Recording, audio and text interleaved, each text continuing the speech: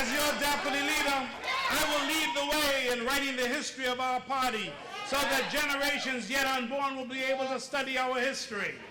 The story must be told. We must tell the young people of this country and the generations yet unborn of our rich history. We must tell the story of you, the stalwart counselors, who have played a major role on this journey. We must return to the basics and to our people. Let's stop believing that the ordinary people have no value. That is where the value is. And that's where we built our country. We didn't build our country with the professional class. We built our country with ordinary people from extraordinary circumstances who made an extraordinary difference in our country. We must go back to the basics. We must return to our people, and we must let them know that your PLP will now rise again. Fellow PLPs, I see a PLP that reclaims its heritage and reconnects with its people. I see a PLP that begins a movement of people once again, that responds to the changing dynamics and the changing demographics of the Bahamas. A PLP that embraces all, white, black, everybody.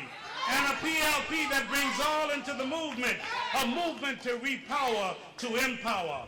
I see a PLP that brings each of our family islands into the mainstream of our party, and where each is involved in the process and the execution of a new plan for the 21st century Bahamas. I see a PLP that writes a new script of plans and programs that builds on the plans and programs of the first generation, where all Bahamians will see that there is something in this for them, where the same old will not get everything, but we're going to share it with more and with everybody.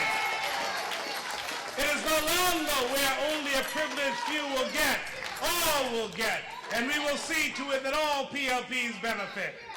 I see a country that repowers to empower the Bahamian people. Empowerment that opens doors to create opportunities for all our people, where ideas have values. It is wrong in our country that if you have an idea, you can't go to the bank and get assistance. Why can't we create a situation where ideas have value, where you can take your idea and turn it into some major experience for our Bahamian people? Why can't we do that? Why can't we prove to the world that our people have value and our people can bring to the table new ideas, ideas that will lift our country, and once again we can tell the world that we are an example in this part of the world, where people look to this little country and says, this little dot doing so much, and they will admire us once again as a thriving Bahamian people. I see a Bahamas that boasts of an unmatched healthcare system, where Bahamians no longer will have to die because they cannot afford health care. When I was in the hospital last month, I saw young women, I saw mothers, I saw fathers, I saw children on gurneys waiting for a bed, but could not get a bed because none were available. That cannot be the Bahamas that we dreamed about. I see a Bahamas that places health care as a priority for its citizens. I see stalwart counselors of Bahamas, where our educational system captures the interest of the entire world, where the world looks at us and wonders, why are the Bahamian people so smart?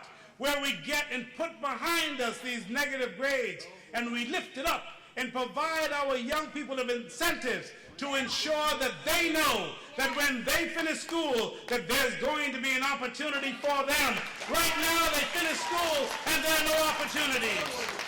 I see a Bahamas where at least 10,000 new jobs are created annually, and we will create these jobs in the tourism sector, in the financial services sector, in the manufacturing sector, in the agricultural sector, in the heavy industry, and in healthcare. I see a Bahamas where Bahamas Air, our national flag carrier, where it flies with majestic professionalism across the Atlantic, and our flight attendants with radiant beauty walks in the terminals all across the world and with their luggage in tow. You'll see Bahamas Air in Asia, you'll see Bahamas Air in Europe, and you'll see Bahamas Air in the United States of America. There must be a time where we understand that we've played the role of the past. It is now time to lift our national flag carrier to another destination. It should no longer be competing with the local carriers now. We must let them have their way. Give them the routes. Let them create new jobs while Bahamas Air plays a role in the tourism development. We cannot continue to depend on the foreign airlines. Those foreign airlines, when it gets bad, they shut down their business. Our job must be to use our national flag carrier to build our tourism sector. I see a Bahamas where the mangoes and the sugar apples and the pineapples and the watermelons become a collection of Bahamian fruit-flavored drinks, ice cream, and sherbet. Why is it that we're importing all of these things that we have? Why can't we create jobs in that sector where we can export to the world, not be importing? We need to think that God has given us some gifts. Let's use these things to our benefit. I see a Bahamas where Grand Bahama takes its rightful place in our national development, where big industry, tourism, film, and manufacturing creates thousands of jobs and Bahamian ownership. I see a country where the rat race comes to a stop, where we bring control and we bring honor and respect back into our streets, back into our homes, back into our schools, back into the workplace, where we will all become civil Bahamians, and we show that important characteristic of love. I see a Bahamas that this can be achieved. A Bahamas where we all can be proud, where being Bahamian has meaning, and where life has meaning, where we don't shoot down a brother or a sister, we don't kill families, we put aside the drive-bys, and we show some love and embrace each other. I see where people are more important than things, where we again put value on our Bahamian people. Ladies and gentlemen, stalwarts, I see a Bahamas in the not-too-distant future, 2012. That is the next general election. And with Perry Christie and Obie Wilchcombe, we're going to see a victory.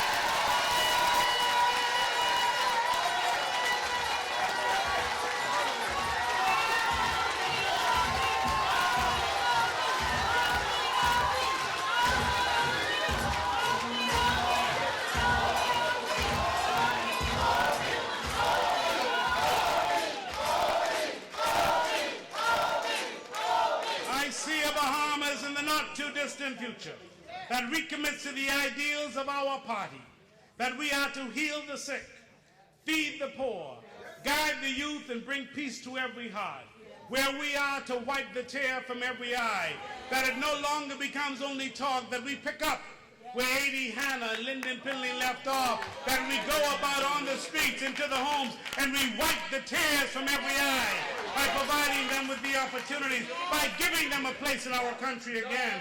A Bahamas that re-empowers the PLP so that we can re-empower the Bahamian people, all of the Bahamian people. Fellow stalwart counselor, there are those who will criticize. There are those who would say, no, we can't, but I can tell you today that we must take the message of an old PLP who said that you can stand on the beachhead of history, but you cannot stop the tide. This tide will flow, this tide will rise, and the PLP will rise again, and we will win again. Now is the time. Now is the time for us to rise up